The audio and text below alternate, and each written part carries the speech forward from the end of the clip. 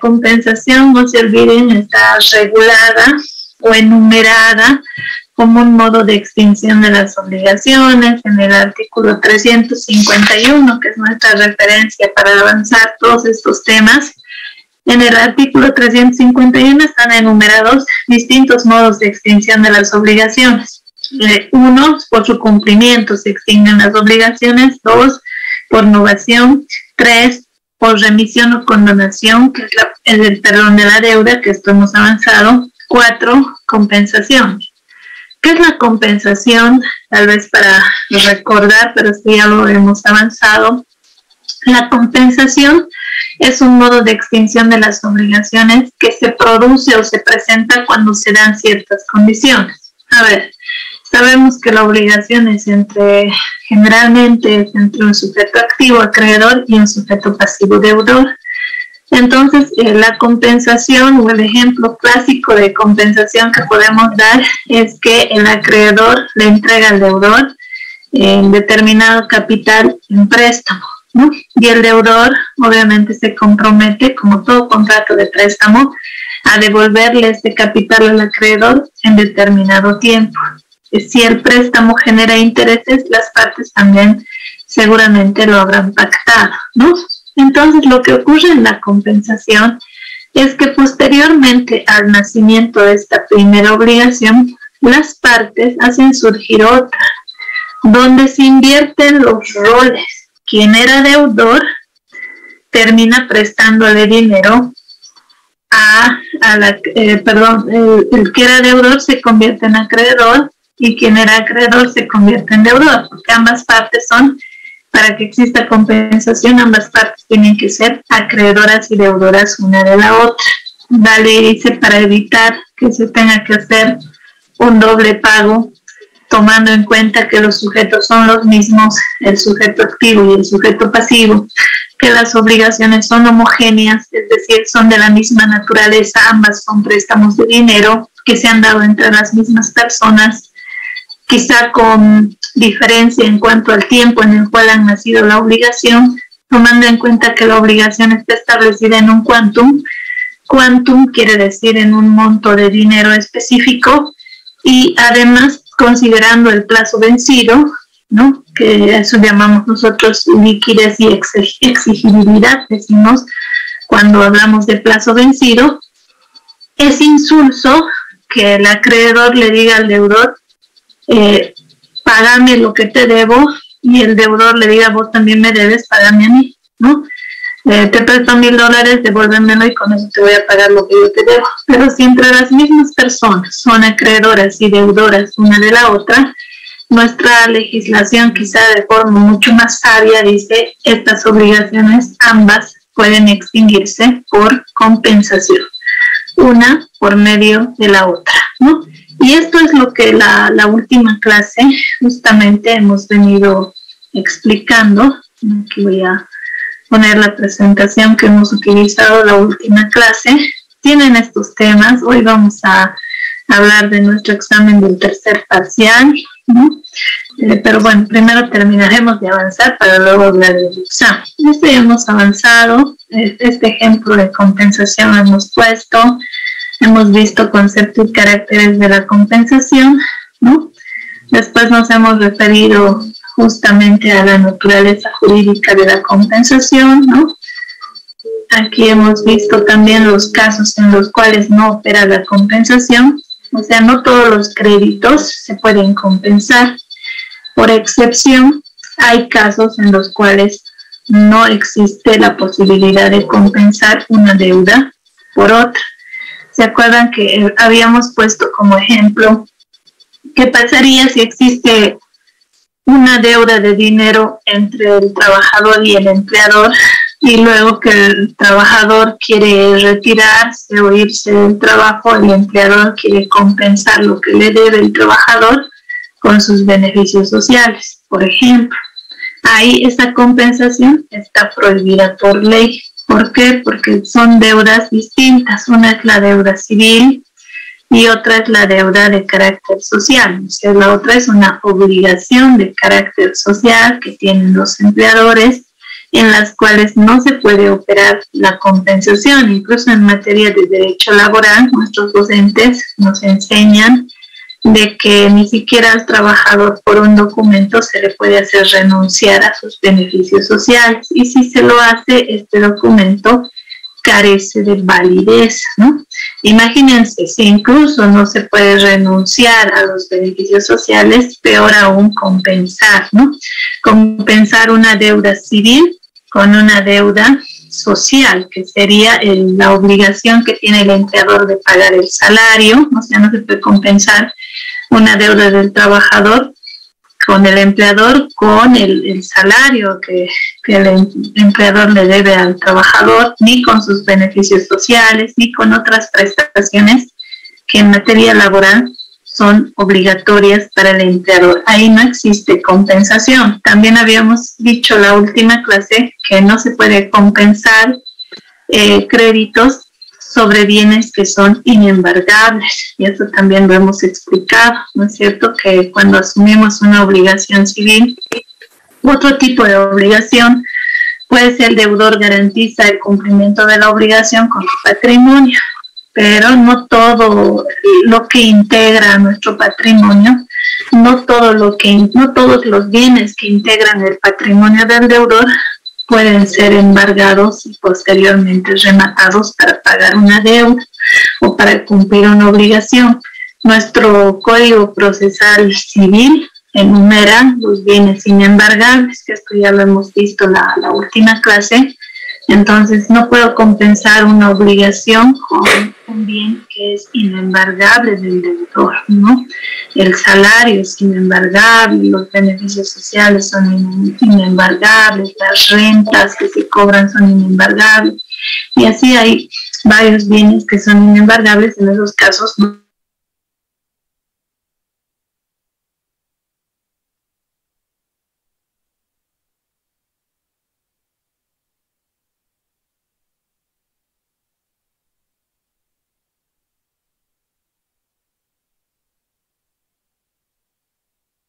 Tres clases de compensación: una compensación legal, una compensación judicial y una compensación convencional. Creo que hasta por el nombre ustedes ya más o menos pueden darse cuenta de la diferencia entre cada una de ellas, ¿no? Compensación legal será aquella que nace de la ley, ¿no? Para algunos, la compensación legal está considerado como la verdadera compensación. Y lo que ocurre en este tipo de compensación, llamada compensación legal, es que esta opera o se produce de pleno derecho cuando entre dos personas se dan recíprocamente las calidades de ser acreedor y deudor al mismo tiempo uno del otro. Así opera, ¿no? La compensación. Para que haya compensación, ambas partes tienen que ser acreedoras y deudoras una de la otra. Y para evitar un doble pago y abreviar eso en un solo acto, es que la ley establece que cuando se producen estas condiciones, que enseguida vamos a ver, estos requisitos que vamos a ver, pues automáticamente se produciría la compensación, ¿no? Es, en palabras tal vez más torpes, es matar una deuda por otra directamente. Si yo te debo a ti, pero tú también me debes a mí, yo soy tu acreedora, tú eres mi deudor, pero a la vez también yo soy tu deudora y tú eres mi acreedor, ¿qué sentido tiene de que yo te cobre lo que tú me debes y a la vez tú me cobres lo que yo te debo? Si ambas son deudas, o sea, son homogéneas, tienen la misma naturaleza, si ambas son deudas de dinero, si ambas deudas tienen plazo vencido, si ambas deudas se dan entre los mismos sujetos, podemos extinguir una obligación por medio de la otra. Eso se llama compensación.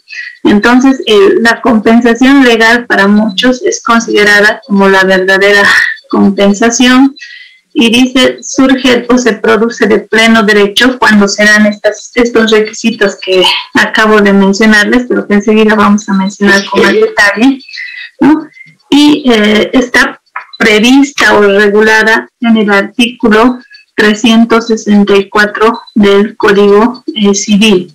Ahí dice artículo 364, modo de operarse la compensación. La compensación se opera desde el momento en que las dos deudas coexisten, o sea, coexisten quiere decir existen al mismo tiempo, en el importe de sus cuantías, si son iguales, o de la menor si no lo son. El juez no puede reconocerla de oficio. Enseguida nos vamos a referir justamente a esta parte del juez, ¿no?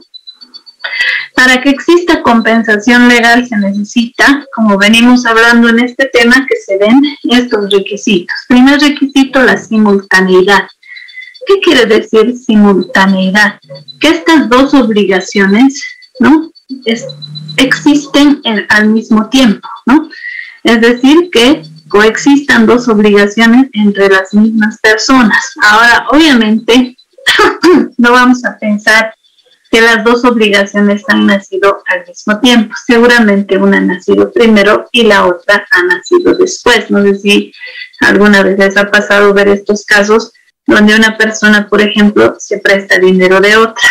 Y después, como son personas que ya se conocen, acreedor y deudor, el deudor también, el mismo acreedor termina pidiendo prestado del deudor, ¿no? Préstame dinero ahora vos a mí, ¿ya?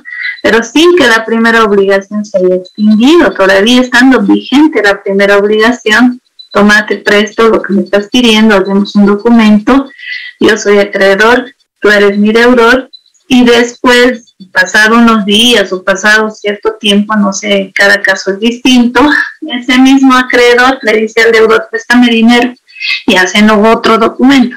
Fíjense que hay dos obligaciones. Obviamente las obligaciones son simultáneas, existen al mismo tiempo, pero no es necesario, y me imagino que es casi imposible encontrar un caso donde las dos obligaciones hayan nacido al mismo tiempo. No importa, puede ser que una nació primero y otra nació después. Lo importante es que existen al mismo tiempo dos obligaciones entre las mismas personas, pero que son de la misma naturaleza, estas obligaciones, ¿no? Segundo requisito de la compensación legal, la homogeneidad. ¿Qué quiere decir? Que se trate de obligaciones de la misma naturaleza. En el ejemplo que hemos puesto, las dos son deudas de dinero, ¿no? Así que son de la misma naturaleza, son homogéneas. Entonces, para que exista este tipo de compensación, necesariamente las obligaciones deben ser de la misma naturaleza. Después tenemos tercer requisito, la liquidez. ¿Qué significa liquidez?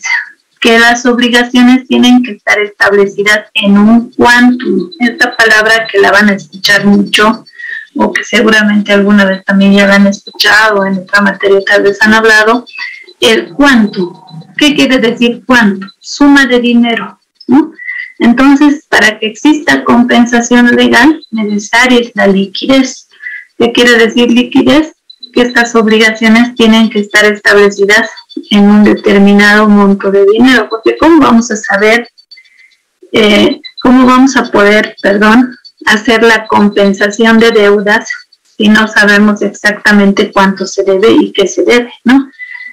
Si las dos obligaciones están establecidas en un quantum, primero yo te he prestado $1,000, bueno, ese es el quantum, ese es el monto debido por el deudor al acreedor. Y después yo de vos me he prestado $2,000, ¿no? Ese es el quantum. O sea, lo que yo te debo después a ti son $2,000, tú a mí me debes $1,000.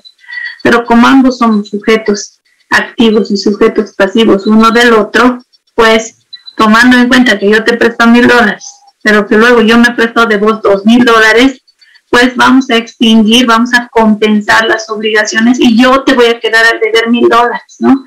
No hay necesidad en esos casos, dice la ley, de estar yo cobrando, devuélvemelo mis $1,000 para que yo luego a vos te pague tus $2,000. Si estamos hablando de dinero, se pueden compensar este tipo de obligaciones porque son líquidas, es decir, están establecidas en una cantidad específica, ¿no? La exigibilidad, que es otro requisito de la compensación, significa que las deudas deben tener plazo vencido, ¿no?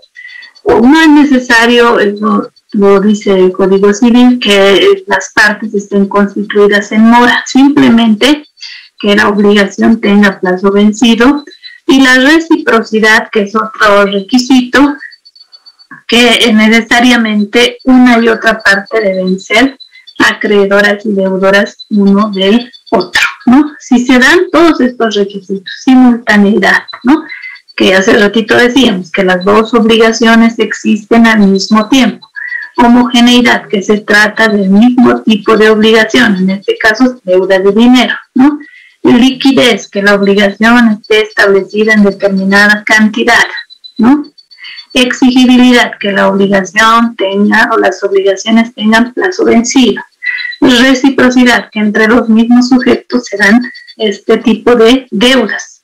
Un sujeto es acreedor y deudor del otro, que es lo mismo, acreedor y deudor, ¿no? O sea, ahí está reciprocidad en cuanto a los sujetos. En ese caso, recién se puede operar esta llamada compensación legal, ¿no? Después tenemos en el Código Civil regulada otra clase de compensación. Al principio de la clase yo les decía, hay tres clases de compensación: compensación legal, compensación convencional y compensación judicial. Como dice el nombre, ¿qué es compensación convencional? El nombre lo dice todo. Es aquella que surge del acuerdo de voluntades entre las partes expresadas en un contrato, ¿no? Pongámonos la misma situación que hemos puesto de ejemplo, ¿no? Yo te he prestado dinero, soy acreedora, tú eres mi deudor. Después yo te he pedido dinero prestado a ti, yo soy deudora, tú eres mi acreedor. Entre las mismas partes somos acreedoras y deudoras una de la otra, ¿no? Entonces, ¿cómo se da esta coincidencia, esta identidad en los sujetos? ¿Cómo se da el requisito de la homogeneidad de la obligación? ¿Cómo se da el requisito del plazo vencido y todo lo que requiere la compensación?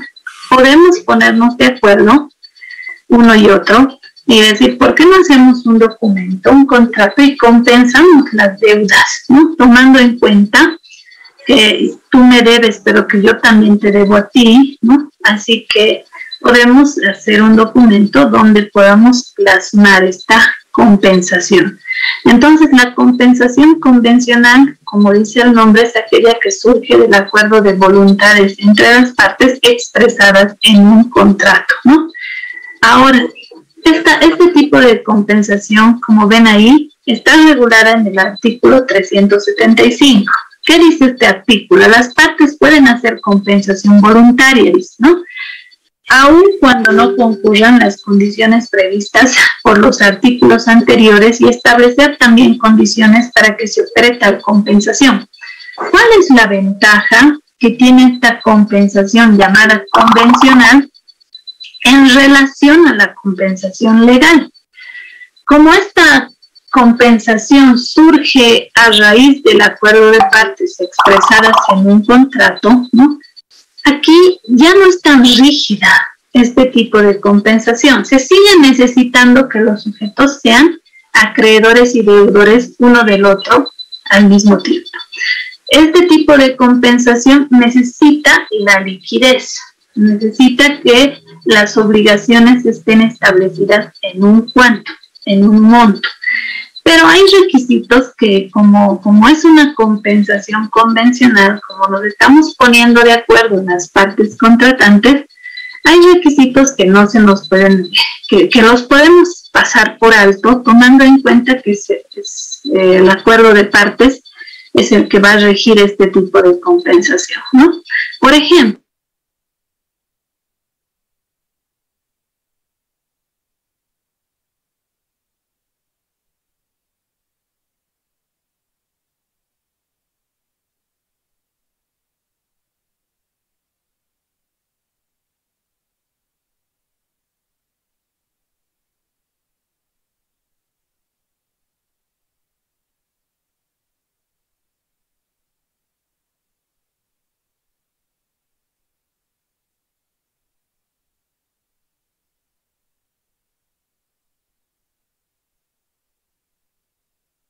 entonces, tú me debes, pero yo te debo por la obra que has hecho. Fíjense, estamos hablando de dos obligaciones distintas. Ya no estamos hablando de obligaciones homogéneas, sino son obligaciones distintas. Te he prestado dinero, eso es un contrato de préstamo, ¿no? Mutuo préstamo. préstamo simple. Yo soy acreedora, tú eres mi deudor. Después tú me has hecho una obra en mi casa. Entonces, eso es contrato de obra. El contrato de obra genera prestaciones de hacer. Entonces, en este caso, si tú me dices, bueno, o yo te digo, yo soy tu acreedora, te he prestado dinero, me tienes que devolver, y la otra parte me dice, pero yo te lo he hecho una obra, tú me tienes que pagar por la obra que te lo he hecho, podríamos llegar a un acuerdo, hacer un contrato en virtud del cual compensemos ambas obligaciones. Bueno, a ver, yo te he prestado tanto, ¿cuánto me estás cobrando por tu obra? Entonces podemos compensar esas obligaciones. No son de la misma naturaleza, no son. Una es un contrato de préstamo de dinero, otra es un contrato de obra, ¿no? El contrato de obra hace surgir prestaciones de hacer a cargo de quien realiza o se compromete a realizar la obra. En este caso, como la compensación convencional surge por el acuerdo de partes directamente expresadas en un contrato, pues ahí tenemos esa libertad, ¿no?, de decidir compensar una obligación por otra, pero que no son de la misma naturaleza, ¿no? Ya no serían dos deudas de dinero, dos deudas nacidas de un préstamo de dinero. Aquí se estaría compensando un préstamo de dinero con un contrato, con el pago que se tiene que efectuar por una obra, ¿no? Entonces ahí las obligaciones no son de la misma naturaleza, pero sí sigue manteniéndose, fíjense, para hacer esta compensación convencional, los sujetos siguen siendo los mismos. Porque siempre para que opere la compensación tiene que haber esta identidad en cuanto a los sujetos. Los sujetos de la obligación son acreedores y deudores uno del otro y al mismo tiempo, ¿no? Muchos de los requisitos de la compensación de modo general tienen que existir en esta compensación, pero la libertad contractual, que nosotros en materia de contratos siempre utilizamos esta expresión libertad contractual, permite que las partes puedan moldear el contrato de mejor manera que satisfaga a sus necesidades, ¿no?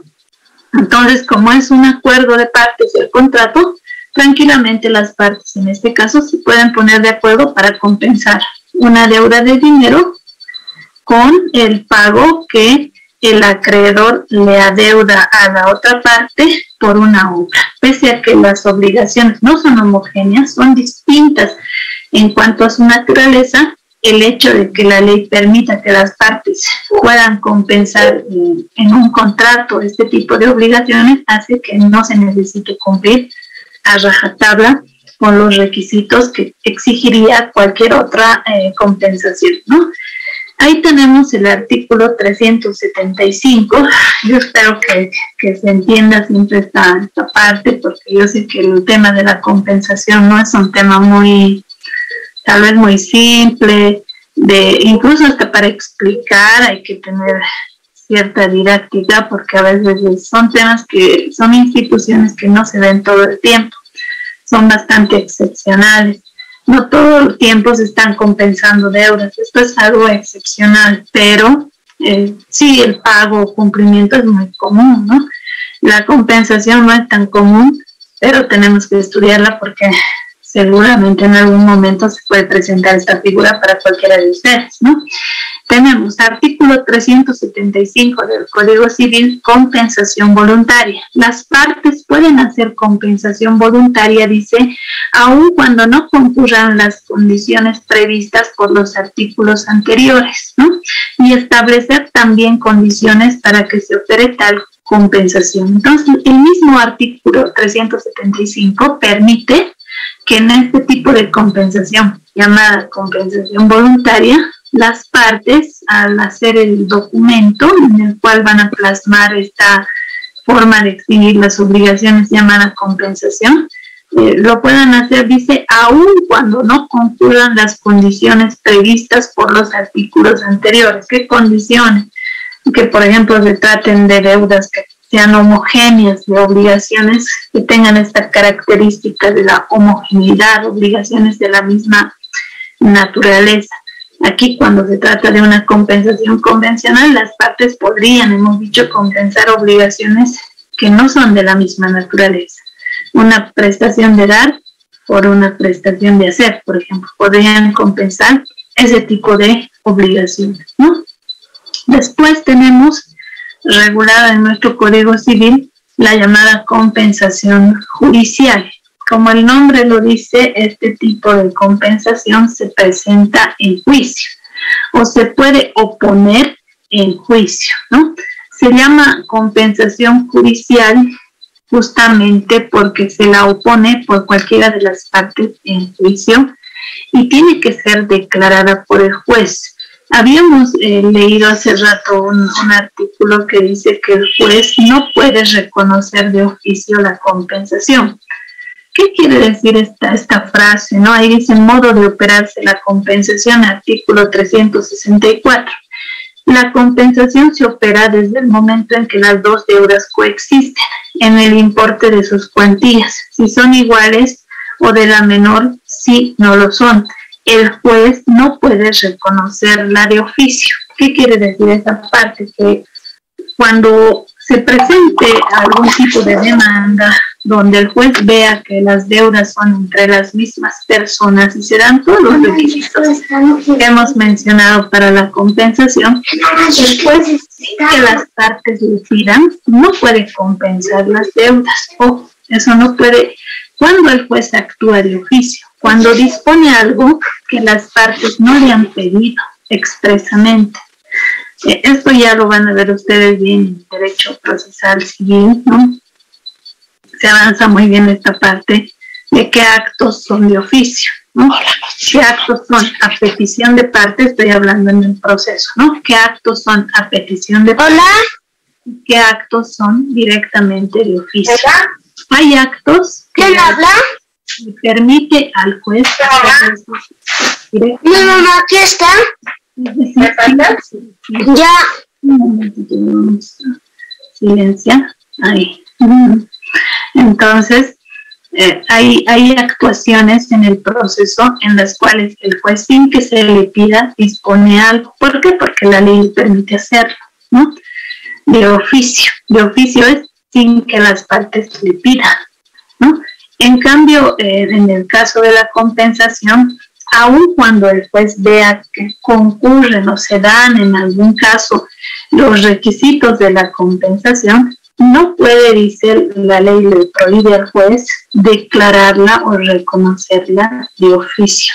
Entonces son las partes las que tienen que pedir al juez que éste declare la compensación. Voy a poner un ejemplo para que se entienda mejor esta parte de la compensación judicial. A ver, vamos a acudir al ejemplo del préstamo de dinero, ¿ya? Se ha hecho un documento de préstamo de dinero, ha nacido un contrato de préstamo de dinero. Ustedes saben, en toda obligación, sujetos de la obligación, sujeto activo, sujeto pasivo. El préstamo de dinero es un contrato que tiene ciertas características. Una de ellas es que nosotros decimos el préstamo de dinero es un contrato unilateral. ¿Por qué será un contrato unilateral? No porque intervenga una sola persona, porque en los contratos siempre, cuando se utiliza la palabra contrato, el contrato siempre es de dos o más personas, siempre es un acuerdo de dos o más personas, no hay contrato de una sola persona. Entonces, cuando decimos que el préstamo de dinero es un contrato unilateral, esto significa que este contrato hace surgir obligaciones solo para una de las partes. O sea, en este contrato, una de las partes actúa en condición de acreedor, sería el que ha prestado el capital, y otra de las partes actúa en situación de deudor, o sea, quien ha recibido el capital en préstamo de parte del acreedor. Ahí hay un sujeto activo y un sujeto pasivo. Como es un contrato de préstamo, las obligaciones nacen solamente para el deudor, ¿no? Ahora, vamos a suponer que ese contrato de préstamo entre las partes lo han hecho en un documento privado. sea, las partes han suscrito su documento privado de préstamo, porque el préstamo no es formal o solemne, no es necesario que se lo haga ante un notario de fe pública, no está enumerado este contrato dentro de los llamados contratos formales o solemnes que requieren la intervención de un funcionario público, que es el notario, ¿no?, para darle validez al contrato. El préstamo no. Es consensual, podría hacerse en un documento privado. Lo han dicho las partes, en un documento privado. En ese documento privado están todos los requisitos que tiene que tener básicamente un contrato. O sea, en la primera cláusula, vamos a suponer, se hace constar que el acreedor le está entregando tal cantidad de dinero al deudor, tal capital en calidad de préstamo. Después, otra cláusula seguramente va a hablar del tiempo de duración del préstamo, ¿no? Y cómo se va a ir pagando, si se va a pagar de una sola vez, si va a pagar en cuotas, cómo se va a pagar el capital. Otra cláusula se va a referir a los intereses que el acreedor le está cobrando al deudor por el tiempo que va a utilizar ese capital, ¿no? Otra cláusula del contrato tal vez se referirá a la garantía que el deudor le está dando a su acreedor. Otra cláusula del contrato se referirá a la conformidad al acuerdo de partes, porque para que haya contrato tiene que existir acuerdo de partes. Entonces, vamos a suponer, las partes han puesto un plazo de 5 meses para que el deudor le devuelva el capital al acreedor. Después de que ha nacido esa obligación, pasa un tiempo y fíjense que quien era acreedor se presta dinero del deudor. O sea, el acreedor le dice al deudor, ahora pues préstame dinero, pero sin que la primera obligación todavía se haya cumplido. Estando pendiente todavía del cumplimiento de la primera obligación, las partes entre ellas mismas hacen nacer otro préstamo de dinero. Pero ya en este segundo préstamo de dinero, el acreedor es el que pide prestado de su deudor y el deudor le presta, ¿no? Entonces hacen otro documento privado, lo mismo, ¿no? Establecen plazo, tiempo de duración, garantías, lo mismo, llegan a acordar en otro documento privado. Vence el plazo de la primera obligación, ¿no? Los 5 meses vencen. El deudor no paga. Su acreedor, obviamente ustedes saben que si no se paga durante este tiempo que tenía el deudor para pagar, es un tiempo de espera para el acreedor, donde todavía no puede demandar o exigir judicialmente el pago de la obligación, ¿no? Entonces, vence el plazo. El acreedor, con ese documento que tiene, pregunta, ¿le puede demandar a su deudor directamente para que le pague o qué tiene que hacer previamente? A ver, ¿qué creen? ¿Cómo vamos a explicar? ¿Qué tendría que hacer el acreedor si quiere que el deudor le pague por la vía judicial? Va a ir donde un abogado, ese acreedor, a ustedes son los abogados, les va a decir, bueno, yo voy a ser ese señor que es acreedor, ¿no? O esa señora que es acreedora. Doctora, aquí está el documento que hemos hecho con mi deudor, ya ha vencido el plazo, es más, ya ha pasado más tiempo todavía, desde los 5 meses, ¿no? Ya va a ser 6 meses, hasta ahora no me paga. Ahora, ¿qué hago con este documento, doctor? Quiero cobrar la deuda, ¿no? ¿Qué me van a sugerir ustedes? O sea, con ese documento privado, ¿puede mi abogado ya iniciar un proceso judicial para que mi deudor me pague? ¿Sí o no? ¿O qué tengo que hacer antes? ¿Qué creen?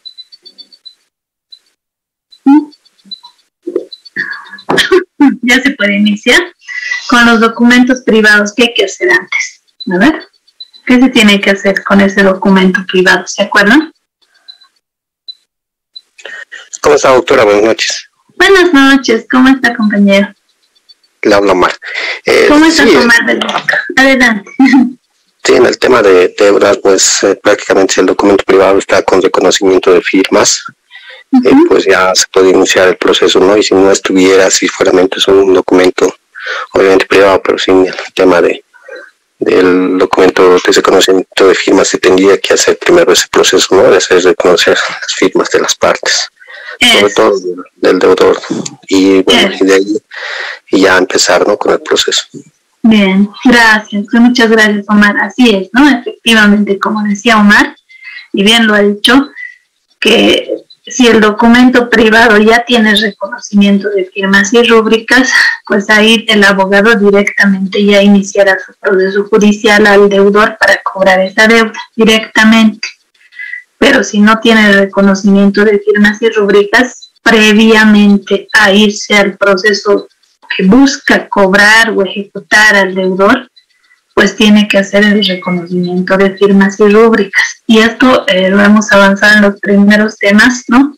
Donde decíamos que para hacer el reconocimiento de firmas y rúbricas hay dos vías. La vía voluntaria, que es acudir ante un notario, acreedor y deudor tendrían que ir ante notario y llenar ese formulario voluntario del reconocimiento de firmas y rúbricas. Hay que llevar el contrato ante el notario, ¿no? Y ahí se llena ese formulario también. Segundo, es difícil que cuando un deudor ya ha incumplido su obligación, difícil es que, como decía Omar, el acreedor no va a negar su firma. Es el interesado en cobrar, es el interesado en reclamar que se le devuelva el capital. O sea, ningún acreedor va a decir, esta no es mi firma, ¿no? Sería algo absurdo. Quien puede llegar a negar su firma y rúbrica es el deudor o deudora. Por eso es que generalmente los acreedores, cuando no han hecho este paso, cuando no han podido hacer, o ya el deudor o deudora no quiere reconocer voluntariamente su firma y rúbrica, lo que hacen es acudir a un proceso, ¿no? Y por la vía judicial se puede reconocer la firma y rúbrica de un documento. Ahora, ¿cómo se va a reconocer la firma y rúbrica? A través de una demanda preliminar de reconocimiento de firmas y rúbricas, que es bastante rápida también, en su trámite es bastante rápida. Lo que se busca es que no que se cumpla la obligación. Ojo, siempre que ustedes vayan a presentar ya en poco tiempo, porque ya rápido pasan los años, como abogados una demanda preliminar de reconocimiento de firmas y rúbricas por la vía judicial, ustedes van a ver que pues es muy rápido en cuanto a su tramitación, porque la idea no es cobrar la deuda, lo único que busca ese proceso, esta demanda preliminar, es que el deudor o deudora reconozca su firma y rúbrica, nada más, ¿no? Solo es esa la finalidad. Cuando se da por reconocida la firma y rúbrica, recién para la ley tienes ya no un documento privado, tienes un documento privado elevado a la categoría de instrumento público. Aquí hay una breve discusión entre notarios, abogados, jueces incluso, que dicen un documento privado nunca se convierte en documento público. No hay eso. El documento privado siempre va a ser documento privado, que es un documento privado aquel que ha sido suscrito entre las partes, sin la participación de un funcionario público. El hecho de que de este documento privado se haga un reconocimiento de firmas no lo convierte en documento público porque su origen es que ha nacido entre las partes. El funcionario solo ha intervenido para que las partes reconozcan su firma en ese documento. Después, eso no lo convierte en documento público. Y otros abogados que dicen que el reconocimiento de firmas y rúbricas hace que ese documento privado se convierta en documento público. Más allá de esta discusión que la he escuchado desde siempre, ¿no? Incluso pues he escuchado a varios discutir esto. Más allá de esto, cuando estamos poniendo el ejemplo en la compensación judicial de que ha nacido este contrato de préstamo entre el acreedor y el deudor por un documento privado, ¿no? Después, como decía nuestro compañero Omar, pues se ha hecho, digamos, el reconocimiento de firma. No importa si se haya hecho voluntario o judicial, ya digamos, no interesa eso. El acreedor quiere cobrar, ¿no? Eso es lo que quiere el acreedor. El abogado se dice, bueno, me está trayendo un documento privado, tenemos que hacer un reconocimiento de firmas, eso va a tardar todavía un poquito, pero es rápido, ¿no? ¿Cuánto tiempo, doctor? Ya lo mucho será un mes, eso es lo que va a tardar. Y después de eso recién vamos a iniciar un proceso para cobrarle la deuda a tu deudor. Entonces, ¿qué proceso va a utilizar ese abogado? Hay dos opciones, ¿no? Una de ellas, que es la que más se utiliza, porque la otra igual la van a avanzar después en Derecho Procesal Civil, no quiero confundir todo, ¿no? Es el juicio ejecutivo, o llamado también proceso ejecutivo. Otros dicen demanda ejecutiva, ¿no? Bueno, este es un proceso que se utiliza para cobrar deudas. Entonces, ese proceso no se puede iniciar si no se cuenta con un título ejecutivo. Así dice el Código Procesal Civil, que para demandar en ese proceso, para iniciar ese proceso, el abogado o la parte que demanda, el acreedor, tiene que tener como base un título ejecutivo. Ahora, ¿qué documentos son títulos ejecutivos? Los documentos privados con reconocimiento de firmas y rúbricas son títulos ejecutivos, ¿no? Entonces, ese documento privado que han hecho las partes, que tiene reconocimiento de firmas, ya sea ante notario o ya sea ante el juez, ya es un título ejecutivo. Hay muchos títulos ejecutivos. Yo estoy poniendo este ejemplo nomás para no confundir más, porque otro igual lo van a avanzar, ¿no? Eso ya es un título ejecutivo. Con eso el abogado ya le puede demandar, ya puede demandar a nombre del acreedor para que el deudor pague, ¿no? Entonces, ese proceso va a utilizar ese abogado. Ahora, muchos dicen, ¿y qué hay de la conciliación previa? Porque en los juicios civiles, ¿acaso no se tiene que ir previamente a la conciliación? Y si la conciliación fracasa recién, ¿se puede ir al proceso judicial? Sí, es así, pero en los procesos ordinarios, y ya también esto lo van a avanzar después, que son procesos de tramitación más larga, que son procesos donde existe controversia, donde una parte dice una cosa, la otra dice otra totalmente distinta, donde hay que probar, los casos son más largos. En esos procesos sí hay que irse a conciliación previa. Pero en estos procesos, como el proceso ejecutivo, que es para cobrar deudas, son juicios de tramitación rápida, donde no necesitas irte a conciliación previa, ¿no? No se puede ir, no te pueden obligar a ir a conciliación previa en los llamados procesos monitorios, y ahí está este proceso ejecutivo, ¿no? Entonces puedes ir directo a juicio para cobrar la deuda. El acreedor presenta su demanda, su proceso ejecutivo, para cobrar la deuda al deudor. Y el deudor, en lugar de responder a esa demanda, lo que hace es reconvenir. Por ejemplo, ¿qué es reconvenir? La reconvención se da dentro del proceso judicial, es como la nueva demanda del demandado, ¿no? El acreedor me está iniciando un proceso ejecutivo, que es un juicio para cobrar la deuda, y yo, abogado del deudor, digo, reconvengo compensación. O sea, reconvengo por compensación. Señor juez, efectivamente yo debo a esta persona, pero aquí yo le presento un documento por el cual consta que esta persona también me debe a mí. O sea, somos ambos acreedores y deudores uno del otro. Entonces, yo pido que su autoridad declare la compensación. O sea, fíjense cómo el demandado, que es el deudor, le está diciendo al juez, no está respondiendo a su demanda del otro. No está diciendo, sí, el otro tiene razón y yo me allano a la demanda, todo lo que dice es cierto, voy a pagar, o que siga el proceso en su curso normal. O niego lo que está diciendo la otra parte. No, está reconviniendo. Y la reconvención significa la demanda del demandado. Eso quiere decir reconvención. Yo demando por una cosa y el otro me... Es como si me contrademandara, pero en el mismo juicio, ¿no? Ahí mismo. Entonces, el acreedor le ha iniciado un proceso ejecutivo al deudor para cobrar la deuda, y el deudor, en lugar de negar la deuda, está diciendo, sí, efectivamente debo, pero él también me debe a mí. Entonces, señor juez, yo reconvengo, pido que su autoridad declare la compensación de deudas. Como el juez de oficio no puede declarar la compensación, que aquí hemos leído este artículo, que es el artículo 364, en su segunda parte dice, el juez no puede reconocer de oficio la compensación, entonces necesita que la parte, una de las partes en el proceso, invoque eso.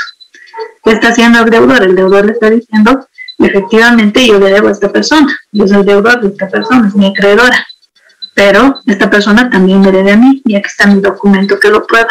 Como ambas partes somos acreedores y deudores uno del otro, como ambas deudas son homogéneas, líquidas, de plazo vencido, todos los requisitos que tienen que cumplirse para que exista compensación, solicito a su autoridad que declare la compensación. Entonces es el juez, en este caso, el que al dictar sentencia va a declarar la compensación, y así está previsto en el artículo 367 del Código Civil. Así funciona. Estoy poniendo un ejemplo de cómo funciona esta compensación judicial. Hay otra figura también que se puede presentar, aparte de esta reconvención, ¿no? Como les digo, pero bueno, no voy a confundir más con otros términos que cada año van a llevar. 4 años se lleva Derecho Procesal Civil, y su docente les va a explicar mejor, porque yo puedo explicarles, pero pienso que les puedo confundir mucho más, ¿no? Ya con la reconvención basta, ¿no? Ahí. Y por último, en este tema vamos a hablar de los efectos que produce la compensación. Cualquiera de las clases de compensación legal, compensación judicial, compensación voluntaria, cualquiera de las tres produce los mismos efectos. ¿Qué efectos produce la compensación? Si es un modo de extinción de las obligaciones, la compensación, se supone que ambas obligaciones se tienen que existir, pero si son iguales en cuanto a su cuantía, ¿no? Porque si una deuda es mayor que la otra, entonces se va a extinguir solo la menor, ¿no? Hasta el límite, se va a extinguir la mayor parcialmente hasta el límite de la menor, ¿no? Así que ahí todavía va a quedar subsistente en parte la obligación. Pero si las dos deudas son iguales en cuanto a su cuantía, yo te presto $1,000 y después vos también a mí me has prestado $1,000, entonces ahí la compensación va a ser total, porque la cuantía de la obligación es la misma, ¿no? Segundo, si la compensación es total, se extinguen también todos los accesorios de ese crédito, cláusulas penales, garantías personales y reales, etcétera, ¿no? Aquí aplicaríamos esta famosa regla que siempre lo menciono, esto de que los romanos también lo mencionaban: accessorium sequitur principale, lo accesorio sigue la suerte de lo principal. Si lo principal, que es el contrato, se ha extinguido, todo lo que servía como garantía de esa obligación también se tiene que extinguir, ¿no? Surge la obligación para ambas partes, como en la compensación existe un doble pago abreviado directamente, ambas partes deberían entregarse una a la otra el título constitutivo. ¿Qué es título constitutivo? Ese documento por el cual ha nacido la obligación, siempre y cuando la compensación sea total, ¿no? A ver, entrégame el documento que hemos firmado contigo, donde yo me he prestado. Ahora yo te lo doy, el documento donde tú me estás prestando a mí. Entonces ya con eso no nos debemos nada, ¿no? Entonces ahí ambas partes entregan el título constitutivo. Ese es otro efecto de la compensación. La compensación legal surge, según dice nuestro Código Civil, desde el momento en que existen o coexisten dos deudas, ¿no? Y no hace falta que el juez declare esta compensación. En la compensación voluntaria produce sus efectos desde que se firma el documento por el cual las partes están poniéndose de acuerdo para compensar esa obligación, y la compensación judicial opera desde el momento en que existe la sentencia del juez, ¿no? Entonces, incluso en el caso de que muchos de ustedes van a llegar seguramente a ocupar cargos de jueces en materia civil, en todas las áreas del derecho tienen mucha capacidad como para hacerlo, pero en todas las áreas del derecho hay que tener mucho cuidado, más que todo en materia civil, que tiene tantos detalles la norma. Cuando se trata de una compensación, nuestro Código Civil dice: el juez de oficio no puede declarar la compensación. Si uno, como funcionario público, porque los jueces son funcionarios públicos, ¿no?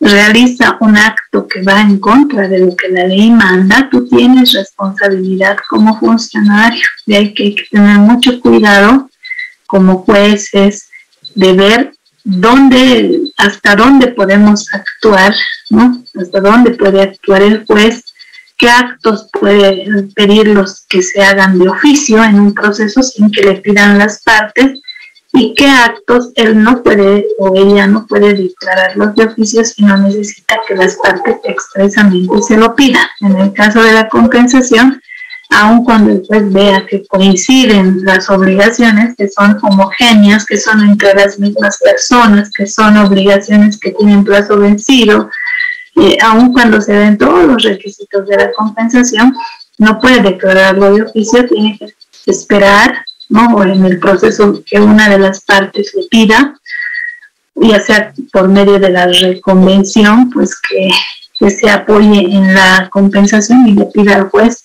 declarar la compensación, ¿no? Solo en este caso el juez en sentencia podrá declarar la compensación, es la compensación judicial, ¿no? Bien, hasta ahí en este tema 15. Quería hablarles del examen.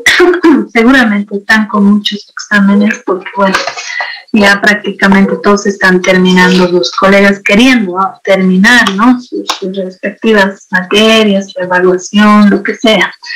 Pero tenemos que fijarnos, falta todavía dar un tercer parcial. Y luego ya el examen final, llegado el momento, pues lo vamos a estar fijando igual, ¿no? Este tercer parcial se va a dar de los temas 11 al 15, ¿no? Entonces, del tema 11 al 15 se va a dar este examen. Es un examen que se lo va a dar igual en Classroom, como siempre hemos venido dando estos exámenes. Se va a dar, es un examen de selección múltiple y verdadero o falso, así que es sencillo, ¿no? Pero sí me interesa la fecha porque imagínense, ustedes no saben qué exámenes tienen. Como ya estamos, mañana es 21, hoy es 20, mañana 21, me imagino que la siguiente semana tal vez todavía tengan exámenes o esta semana mismo, no sé. Yo les sugiero, podría ser el martes 4 de octubre, el examen de Civil 2 Obligaciones, siempre y cuando estén de acuerdo con esa fecha. Ahora, si no puede ser martes 4 de octubre porque tienen un examen que está muy cerca de esa fecha, podría ser el jueves 6 de octubre. Estamos hablando de la primera semana de octubre. ¿Qué dicen, compañeros? ¿O lo quieren decidir entre ustedes, entre el 4 y el 6 y me avisan? ¿Qué dicen? A ver.